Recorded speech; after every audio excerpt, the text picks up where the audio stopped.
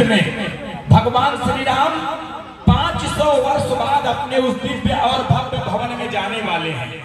अच्छा, किसको किसको खुशी होगी, जरा हाथ उठाइए एक बार।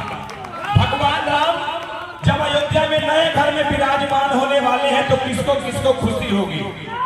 विश्व हिंदू परिषद चाहती है कि उस दिन अयोध्या तो दुल्हन की तरह सजेगी ही सजेगी। कौन कौन अपने घर पे 5 दीपक जलाने वाले हैं, जरा हाथ उठाइए। अपने घरों पे ध्वज पताका लहराएंगे। माताएं बहनें बड़ी संख्या में बैठी हुई हैं। मेवा मिष्ठान बनाइए, अपने घर पर प्रसाद बांटिए। अयोध्या तो दुल्हन की तरह सजेगी। तो अयोध्या गोसाईगंज को बनाने का काम करेंगे। गोसाईगंज भी किसी दुल्हन से कम ना रहे, क्योंकि हमारे आपके बीच के 4 लाख लोगों ने प्राणों की आहुतियां दी थी। तब जाकर उस कलंक के ढांचे को हटाकर आज गगनचुंबी मंदिर हम देखने की तरफ बढ़ रहे हैं।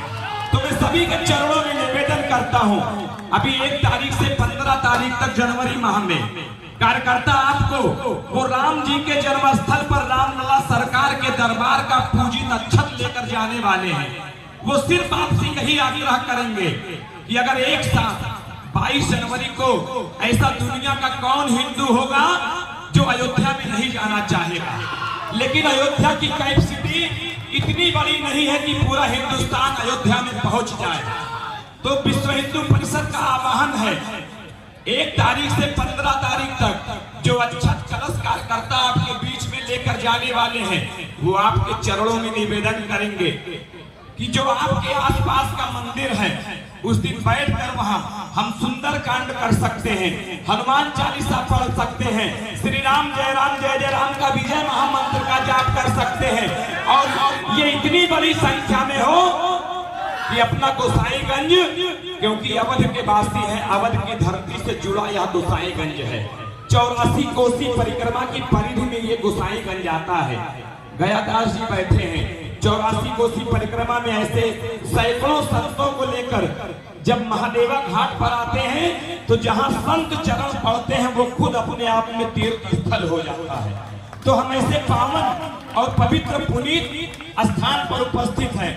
मैं यहाँ पर बैठा एक एक कार्यकर्ता, एक एक नगरवासी, एक एक माताओं बहनों के चरणों में आज साक्षात भगवान श्री राम के साथ आपको आमंत्रण देता हूँ कि 22 तारीख को बिल्कुल अयोध्या जाने का काम ना करें।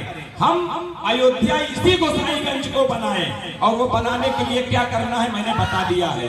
तो निश्चित तौर पर मैं सभी के चरणों में निवेदन करता हूं कि 22 तारीख को आप बड़े हर्षोल्लास के साथ, दीपावली हम इसलिए मनाते हैं कि भगवान श्री राम 14 वर्ष बाद वनवास झेलने के बाद जब दुनिया के सबसे बड़े आताताई रावण का वध करके आते हैं, वो तो निकले थे राजा राम के रूप में 14 वर्ष वनवास।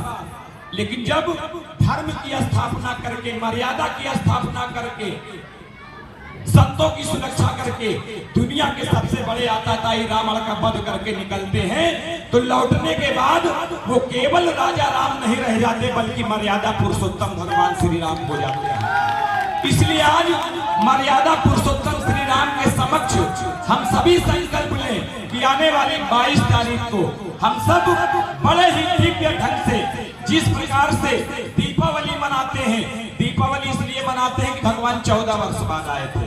500 साल बाद भगवान अपने घर में जाने वाले हैं, तो खुशी हमारी कितने गुनी होनी चाहिए।